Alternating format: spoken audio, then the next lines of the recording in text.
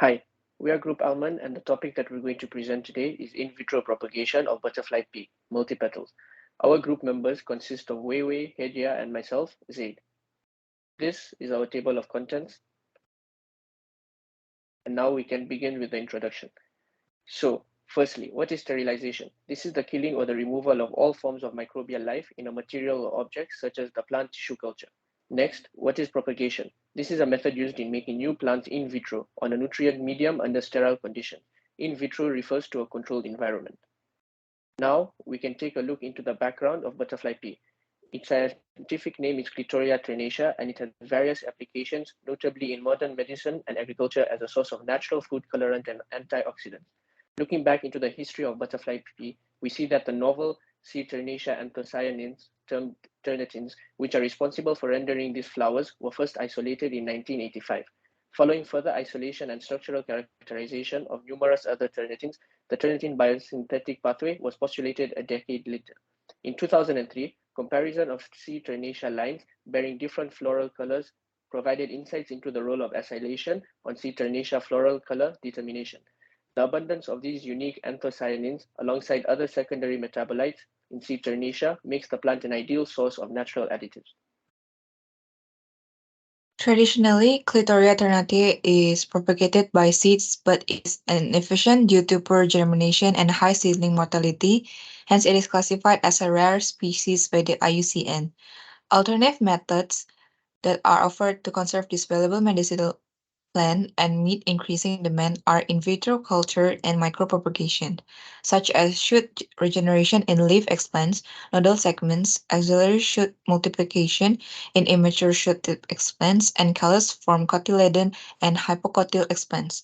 Moreover, it involves explant sterilization, culture initiation, and establishment, where explants were inoculated with various growth factors to induce shoot, callus, and root formation. It was observed that higher BAP concentration led to an increase in the average number of shoots per culture, but a reduction in both the frequency and length of shoot regeneration. From the literature review, our problem statement will be the challenge in vitro propagation of butterfly pea lies in optimizing sterilization protocols to achieve clean sterile cultures, and in assessing the effectiveness of different growth factor concentration for successful shoot induction, aiming to establish a robust and reliable propagation method for this plant species.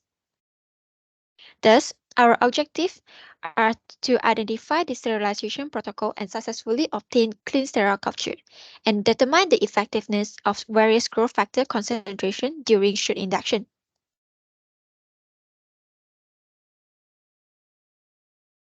So for the methodology, we decided to sterile the butterfly pea seeds using 30% Clorox. The seeds were brushed and with detergent and washed with sterile distilled water for 20 minutes, followed by soaking in twin 20 for 5 minutes and then subsequently washed with sterile distilled water 3 to 4 times. The seeds were then soaked in 70% ethanol for 5 minutes, followed by washing with sterile distilled water. Finally, the seeds were surface sterilized with 30% Clorox for 40 minutes, followed by thorough rinsing in sterile distilled water. Then, the seeds were inoculated into different jars containing MS medium and different growth factors. Lastly, the nodal cuttings are collected and subcultured into different concentration of BAP after a few weeks of the growth of explant. Next, the findings. The first batch is to answer the first objective, which is to find a suitable exposure time of Clorox for the sterilization method. In Protocol A, we found bacteria contamination in one of the jars after 2 weeks, and there was no shoot formation seen currently. On the other hand, shoot formation was seen on one of the jars in Protocol B in just 1 week. However, fungus contaminated the jar after 4 weeks. In conclusion, we found that Protocol B 40 minutes was the best sterilization method because of the fast shoot formation and will be applied in the next replicates to answer the second objective. 4 mg per BAP was used in batch 2, and surprisingly, three shoots were formed after 5 weeks of culture with no contamination in all jars. Two seeds were also germinated on 1 mg per L240 media with no contamination in all jars. Hence, Protocol B was proven to be the best sterilization method to get the clean and sterile cultures. The germination rate of batch 2 is 50%, which makes it the best media to culture butterfly pea seeds compared to batch 3. We compare the average growth from all batches in week 2 and week 5. There was no growth in batch 1 protocol A until week 5, hence it is the least suitable sterilization method used, whereas an average growth of 0.17 was seen in protocol B, indicating the appropriate exposure time of Clorox in the sterilization method. But the media concentration should be changed as the average growth is stagnant until week 5. As a result, a higher concentration of BAP was used in batch 2. An average growth of 0.33 was seen in week 2, which is higher than protocol B, and it increased to 0.5 in week 5, displaying a suitable media for a higher average growth. Lastly, an average growth of 0.33 was seen in week 5 of batch 3, where it was increased slower from week 2 compared to batch 2. For now, I'll talk about the discussion. Throughout the experiment, 2 out of 12 jars of butterfly pea seeds are contaminated. One of them is contaminated by fungi, while another one is contaminated by bacteria. The overall contamination rate is 16.67%, which indicates that we have successfully identified and obtained clean sterile cultures. Sterilization is an essential as it is to remove all the bacteria and fungus in order to successfully initiate, grow, and develop the azanic culture. According to the study, the possible reason for contamination may be the bacteria or fungi remaining on the surface or in the tissue of explants due to improper laboratory methods. Thus, in our case, the reason of contamination may be these seeds are not clean enough. To improve our work in the future, we can use hydrogen peroxides or fungicides to disinfect the seed. Next, the explant growth was studied with seed culture in varying growth factors concentration. Results indicates that 4 mg per liter of BAP is the most effective for shoot induction, followed by 1 mg per liter of BAP and 1 mg per liter of 2,4-D.